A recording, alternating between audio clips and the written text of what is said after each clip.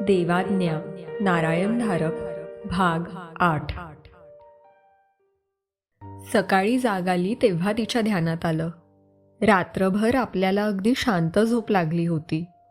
सकाळी जो जो भेटला त्याचं ती अगदी मनापासून आणि खुल्या दिलानं स्वागत करू शकली. विशेषतः मीना. गीताला सारखं वाटत होतं आपण या मीनावर अन्यायच करत होतो.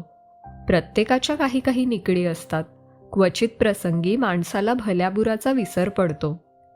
मीना नाश्त्यासाठी आली. ती ऑफिसला जाण्याच्या तयारीनेच आली. गीता तिच्याच शेजारी बसली. मला तुझा हेवा वाटतो मीना, गीता म्हणाली. तुझ्या दिवसाला काहीतरी दिशा आहे, वेळेला अर्थ आहे, श्रमाला मोल आहे. तूही काल 3 अर्ज टाकलेस ना? हो, पण ते पोचणार केव्हा, त्यांच्यावर विचार होणार केव्हा? मग कदाचित माझा विचार होणार, मग सावकाशीनं मुलाखतीचं बोलावणं येणार आणि मग निर्णय होणार. तोवर आशाच करत राहायचं. पण गीता, खरं तर अजून तू पुरी तंदुरुस्त झालेली नाहीस. कालच संध्याकाळी मी पाहिलं, अगदी एक्झॉस्ट झालेली दिसत होतीस. हो, ते खरं आहे म्हणा. मीनाचा नाश्ता आटोपला. पर्स उचलत ती म्हणाली, जाऊ, भेटूया संध्याकाळी. आणि मग ती उंच टाचांच्या सँडलवर मॉडेलसारख्या शरीराच्या ठराविक हालचाली करत हॉलमधून गेली. हालचाली आकर्षक आणि लक्षवेधी होत्या यात शंकाच नव्हती. मीना दरवाजातून बाहेर पडेपर्यंत गीता तिच्या पाठमोऱ्या आकृतीकडेच पाहत राहिली. दुर्दैव आहे की मी इथे एकटाच पुरुष आहे. आवाज जवळूनच आला आणि इतक्या अचानकपणे आला की गीता दचकलीच. शेजारी दशरथच होता. हसत होता. दाराकडे बोट करत तो म्हणाला, आणखी कोणी पुरुष असते तर खासच इम्प्रेस झाले असते. मला नाही वाटत ती ते मुद्दाम करत असावी, गीता म्हणाली. सतत तसं वागण्यानं ती सवयच पडून जाते. ते आपोआपच होत असलं पाहिजे. दशरथ मान हलवत म्हणाला, आय हॅव नथिंग अगेन्स्ट हर. ती तिच्या इच्छेप्रमाणे तिचं आयुष्य जगते. छोड दो उसे. नाश्ता झाला? हो. आचार्यांना भेटणार आहेस ना? नाही. नाही? काल तर म्हणत होतीस. ते चूक होतं. मीनाच्या पाठीमागे तिच्या चाहड्या करायच्या. काल तसा विचार केला, हीच चूक होती. जशी तुझी मर्जी. मी निघतो आता. एक एक जण आपापल्या कामाला जात होते. धोंडू सकाळी सकाळीच गेला होता. जरा वेळापूर्वी सोमनाथ, बंड्या, मोत्या गेले होते. मीना, दशरथ सर्व गेले. सकाळचा प्रसन्नपणा कमी झाला. सारा दिवस तिला एकट्या एकट्यानेच काढावा लागणार होता. सध्या तरी तिच्यापाशी दुसरा पर्यायच नव्हता. दाराशेजारच्या टिपॉयवर इंग्रजी मराठी वृत्तपत्र येऊन पडली होती. ती घेऊन गीता हॉलमध्ये आली. महत्त्वाच्या बातम्या वाचून झाल्यावर काही काही आवडीच्या विषयांवरचे लेख वाचून होईपर्यंत 10 वाजले होते. स्नान वगैरे उरकायला हवं होतं.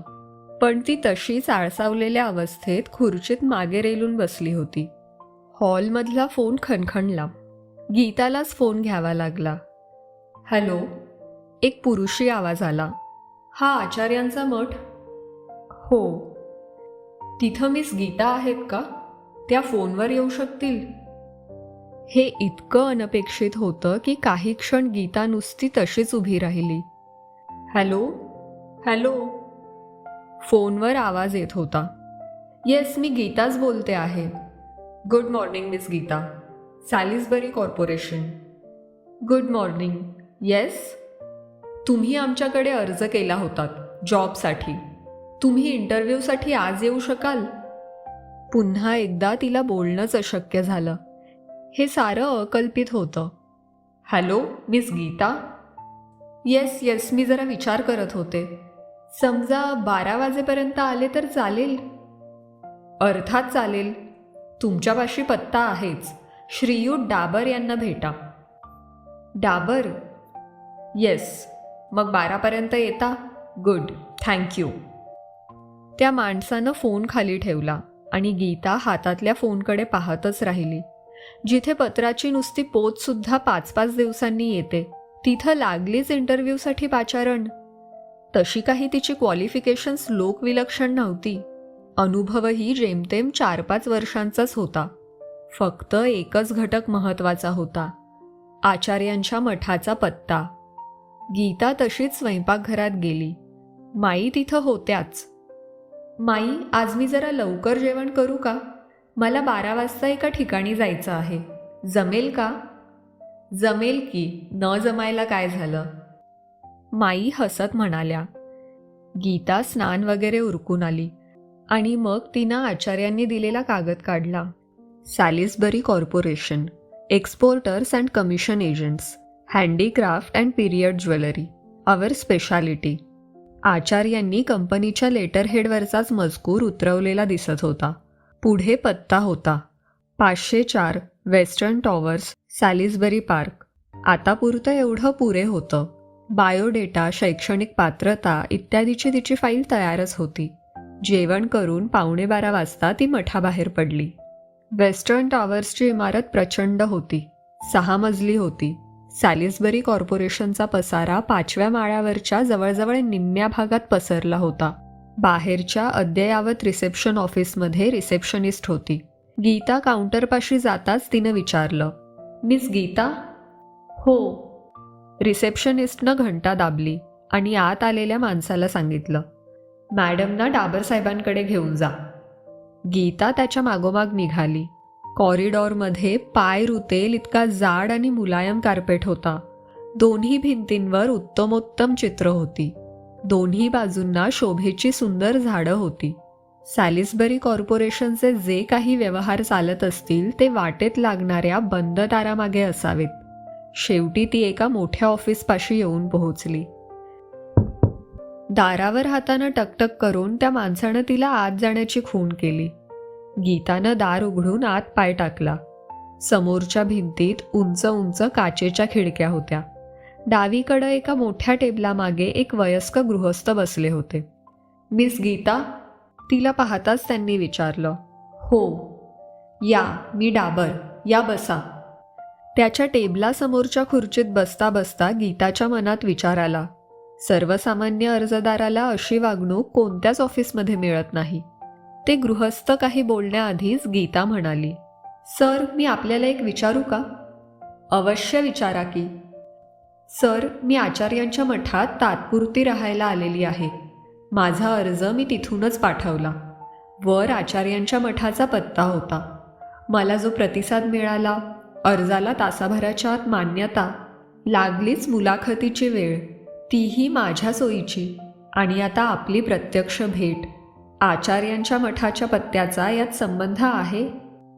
अर्थात आहे, डाबर हसत म्हणाले.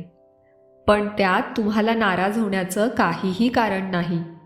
आचार्यांकडून आलेल्या कोणालाही आम्ही त्वरित संधी देतो. मात्र कार्यक्षमतेच्या बाबतीत आम्ही कोणतीही तडजोड करत नाही. त्या व्यक्तीला आपली कार्यक्षमता आणि उपयुक्तता सिद्ध करावी लागते. अर्जदाराला संधी अवश्य मिळते, पण त्या व्यतिरिक्त इतर कोणतीही सवलत मिळत नाही. अर्थात गीताला यावर समाधान मानावं लागलं. फाईल टेबलावर ठेवत गीता म्हणाली, सर, मी माझी शैक्षणिक सर्टिफिकेट्स बरोबर आणली आहेत. याआधीची नोकरी मला जरा अपवादात्मक परिस्थितीत सोडावी लागली. त्यांच्याकडून माझ्यासंबंधी चांगला रेफरन्स मिळणं शक्यच नाही. आपणच पहा, माझ्यासाठी एखादी वेकेन्सी. गीता, आमच्यासारख्या मोठ्या कंपन्यातून वेकेन्सीज नेहमी असतातच. आवश्यकता वाटली तर त्या निर्माण केल्या जातात. तरीही साध्या मुलाखतीसाठी आपल्यासारख्यांचा वेळ? त्याचं काय आहे मिस गीता? नेहमीच्या चॅनलमधूनही अपॉइंटमेंट करणं जरा कठीणच जातं. तुम्ही निर्धास्त राहा. त्यांनी तिची फाईल पुढे ओढली, उघडली, आतल्या कागदावरून नजर फिरवली. ठीक आहे, दिस इज ओके. पाहूया. सर, या हँडीक्राफ्ट अँड पिरियड ज्वेलरीबद्दल? मिस गीता, ती फर्म 50 वर्षांपूर्वीची आहे. ते टायटल आता गुडविलनं आमच्याकडे आलेलं आहे. आता आमचा व्यवसाय वेगळा आहे. कन्सल्टन्सी आहेत, लीगल, फायनान्शियल, मॅनेजरियन, रिसोर्स वगैरे मॅनेजमेंट ब्रँच आहेत, इस्टेट, ट्रस्ट, NRI प्रॉपर्टीज इत्यादी. शिवाय इतरही काही काही. पण ते असू देत. अकाउंटिंगमध्ये तुम्हाला अनुभव आहे. त्यातलं एखादं काम चालेल? सर, मी कशी निवड करू शकणार? आय मीन, मिस गीता, ज्या कामात तुम्हाला अनुभव आहे ते देणं आमचं कर्तव्य आहे. तेव्हा सांगा, अकाउंटिंग ऑफिसमध्ये काम करायला तुम्हाला आवडेल का? Yes sir, thank you. Miss Geeta Deskar, बरोबर? तुम्ही शेजारच्या खोलीत जरा वेळ थांबता का?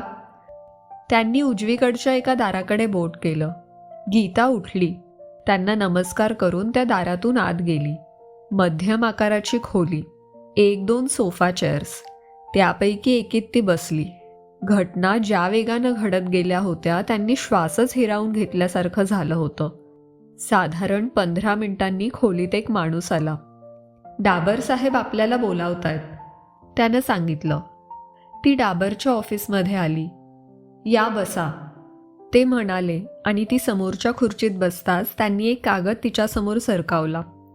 PM सेक्शनमध्ये अकाउंटंट म्हणून नेमणूक केल्याचं ते पत्र होतं. 3 महिन्यांच्या प्रोबेशन पिरियडनंतर नोकरी कायम करण्यासंबंधात विचार करण्यात येईल. शेवटी एक अधोरेखित ओळ होती. मिस गीता, तुम्ही हे पत्र बरोबर घेऊन जा. सर्व मजकूर, अटी शर्ती सर्व काही नीट वाचा. योग्य वाटलं, पसंत पडलं तर खाली सही करून आमच्याकडे पाठवा. मग 15 तारखेपासून तुम्ही तुमच्या कामाला सुरुवात करू शकता. ठीक आहे? तुम्हाला पसंती नापसंतीचीही संधी दिली आहे. ओके? सर, हे सर्व संपूर्ण अनपेक्षित आहे. मी समजू शकतो. आता सर्व काही तुमच्यावर अवलंबून आहे. Yes sir, thank you. ती खुर्चीवरून उठताच ते म्हणाले, I hope you join us miss Geeta. आचार्यांची निवड सहसा चुकत नाही. पहा, विचार करा. त्यांना नमस्कार करून गीतानं त्यांचा निरोप घेतला. गीता परत आली तेव्हा मठात सामसूम होती. खोलीत येऊन आरामात बसल्यावर तिनं डाबर साहेबांनी दिलेलं पत्र पुन्हा वाचायला घेतलं होतं. प्रोबेशन पिरियडमध्ये पगार 3,000 रुपये. कन्फर्म झाल्यानंतर तिच्या पातळीला अनुरूप असा पगार. इतर सर्व सुविधा, रजा, प्रवास भत्ता, वैद्यकीय सोयी वगैरे. आपण नोकरी स्वीकारणार याबद्दल तिच्या मनात शंकाच नव्हती. पण मग आयुष्यात खूप बदल होणार होते. आचार्यांची गाठ घ्यायला हवी, दशरथचीही गाठ घ्यायला हवी. त्या दोघांच्या प्रतिक्रियांबद्दल तिच्या मनात जराशी उत्सुकता, जरासं कुतूहल होतं. 4च्या सुमारास ती चहासाठी स्वयंपाकघरात आली. तेव्हा तिनं माईजवळ आचार्य आहेत का याची चौकशी केली. आचार्य सकाळपासूनच कुठेतरी गेले होते. 6 वाजता मीना आली तेव्हा गीता हॉलमध्येच होती. गीता आता मीनावर आपला सहवास लादणार नव्हती. मीनाला वाटलंच तर ती गीताजवळ येऊन बसेल, काही बोलेल. पण मीना खोलीतून आली ती सरळ गीता शेजारीच बसली. गीताकडे पाहत मीना म्हणाली, गीता, काहीतरी झालं आहे. कशावरून? तुझा चेहराच सांगतो आहे काहीतरी चांगलं झालं आहे. सांग. अगं, आचार्यांनी मला काल 3 कंपन्यांचे पत्ते दिले होते. त्या पत्त्यांवर मी काल नोकरीसाठी अर्ज केले होते. आज सकाळी काय झालं माहीत आहे का? तुझा विश्वास बसणार नाही. सॅलिसबरी कॉर्पोरेशन नावाच्या कंपनीतून मला फोन आला. 10 वाजता. ऑफिस उघडता क्षणीच त्यांनी केला असला पाहिजे. मला मुलाखतीसाठी बोलावलं होतं आणि मी 12 वाजता तिथं पोहोचले तर 10-15 मिनिटांच्या भेटीनंतर लागलीच त्यांनी अपॉइंटमेंट लेटरच माझ्या हाती दिलं. आहे की नाही नवल? मीना मानेनेच होची खूण करत होती. माझ्याही बाबतीत हेच झालं. अर्ज टाकताच नोकरीची ऑफर. अगं, मी त्यांना विचारलं सुद्धा, वर मठाचा पत्ता आहे म्हणून तुम्ही माझ्या अर्जावर इतका तडकाफडकी विचार केलात का? तर ते म्हणाले, हो अर्थात. आचार्यांकडून आलेल्या प्रत्येक अर्जदाराला नोकरी दिली जाते. दुसऱ्या 2ही कंपन्यांकडून अशाच ऑफर्स आल्या तर मला नवल वाटायचं नाही. मग काय, घेणार आहेस जॉब? घ्यायलाच हवा, नाही का? रिकामं किती दिवस बसणार? आणि मला त्या कामाचा अनुभवही आहे. पण मी अजून आचार्यांशी बोललेली नाही. त्यांच्या कानावर तरी घालायलाच हवं. पण मीनाचं गीताच्या बोलण्याकडे अर्धवटच लक्ष होतं असं दिसलं. गीता, तुला एक सांगायचं आहे. इथं नव्यानंच आली आहेस. मग सांग ना. तो दशरथ खोलीत आला होता म्हणत होतीस. त्याच्याबरोबर रात्रीचं बागेत गेली होतीस. एवढंच सांगायचं आहे, जरा सांभाळून राहा. कशा अर्थानं सांभाळून राहायचं? शहाण्याला 4 शब्द पुरे होतात गीता. अगं पण तुला काही वेडावाकडा अनुभव आला का? एखाद्याबद्दल असं बोलायचं म्हणजे? मला तरी तो अगदी सभ्य वाटला. मीना उठली. कालपासून मनात होतं तुझ्या कानावर घालावं, ते मी केलं आहे. आता तुला हवं ते तू कर.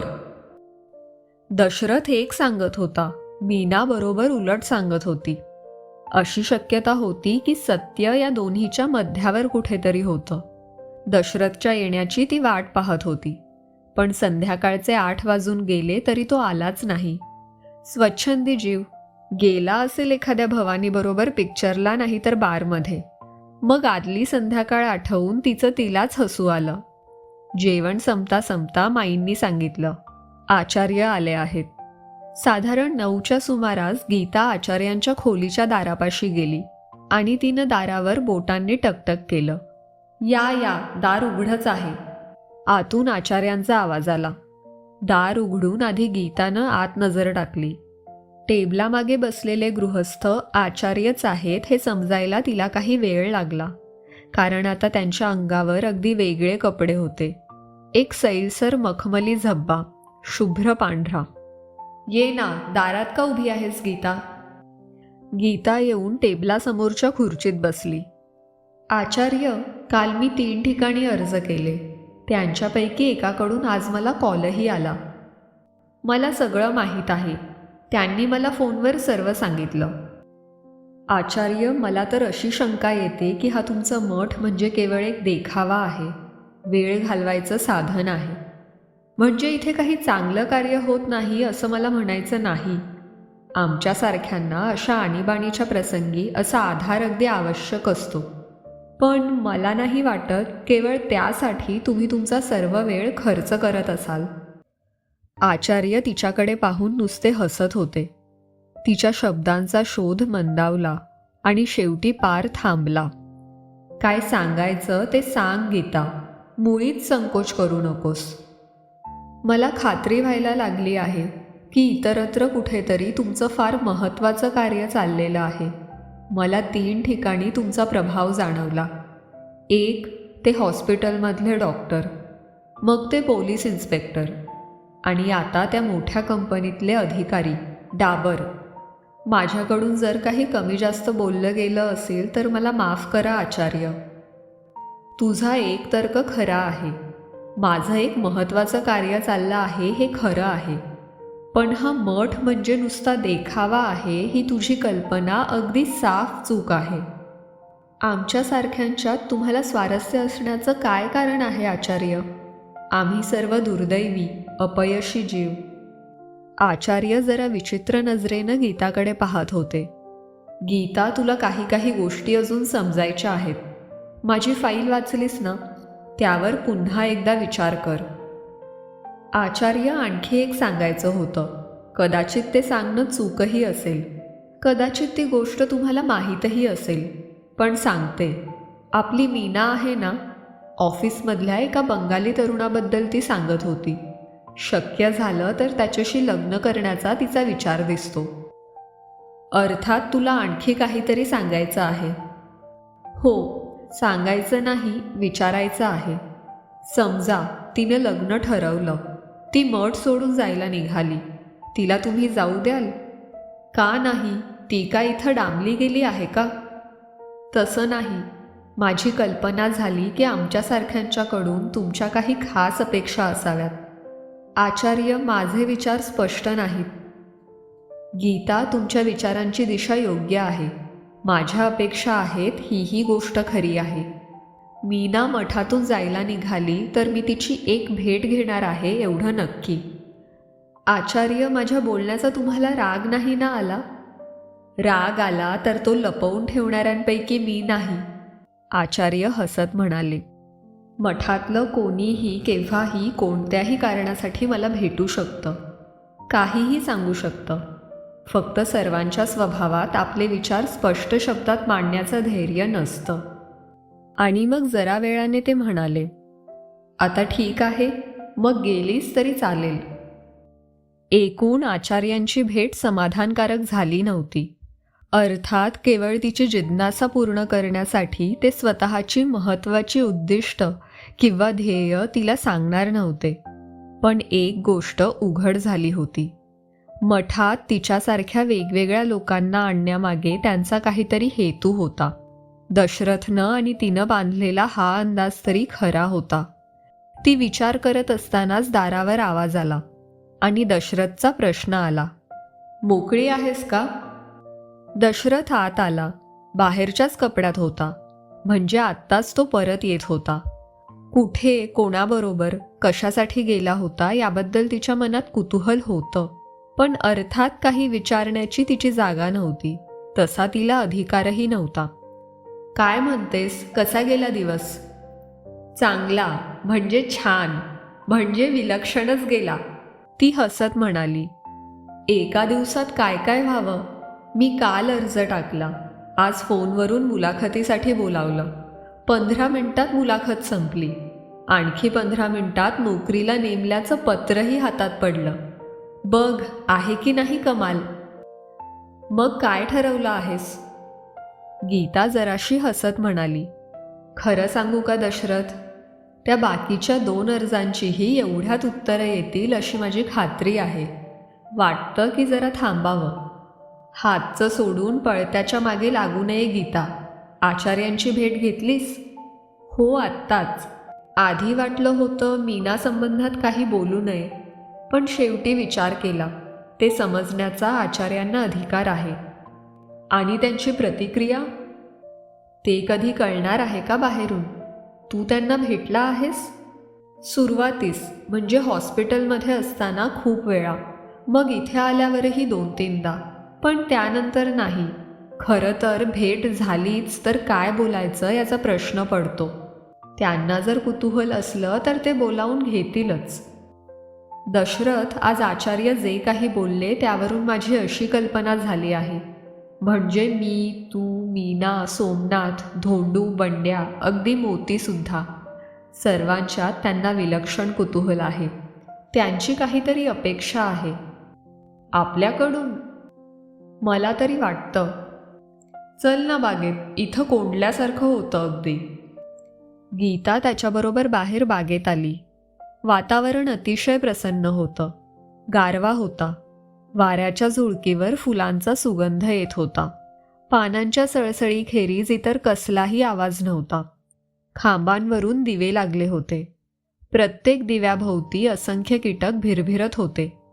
तिला वाटलं त्यांना हे कधीच कळणार नाही की त्यांच्या या अविरत धडपडीचा शेवट केवळ होरपळून मरण्यातच होणार आहे. खरं तर मनात असे विषण्ण विचार यायला नकोत, निदान यावेळी दशरथसारखी सोबत असताना. पण तिला वाटलं आपल्याही आयुष्याचं हे प्रतीकच, नाही का? दशरथनं जेव्हा तिचा खांदा जरासा हलवला तेव्हा ती दचकून भानावर आली. मी बोलत होतो, एका शब्दाकडे तुझं लक्ष नव्हतं. नव्हतं खरं, पुन्हा सांग. मी म्हणत होतो, आचार्यांची जर काही अपेक्षा असेल तर ती ते बोलून का दाखवत नाहीत? काही काही गोष्टी कदाचित शब्दात मांडताच येण्यासारख्या नसतील. लागलीस परत कोड्यात बोलायला. दशरथ, मी सिरियसली बोलते आहे. सगळं आयुष्यच एखाद्या कोड्यासारखं वाटतं. हे बघ, आपण गाढ्या तत्त्वज्ञानाची चर्चा करायला आलेलो नाहीत. आपण आत्ताच्या सुंदर वेळेचा आस्वाद घ्यायला आलेलो आहोत. दशरथ, तू फाईल वाचलीस तेव्हा माझं नाव त्यात नव्हतं. मी आता तुला माझी हकीकत सांगणार आहे. कोणाला तरी सांगावंसं वाटतं म्हणून सांगणार आहे. मला सहानुभूती नको, मदत नको, केवळ एक श्रोता हवा आहे. ऐकणार आहेस का?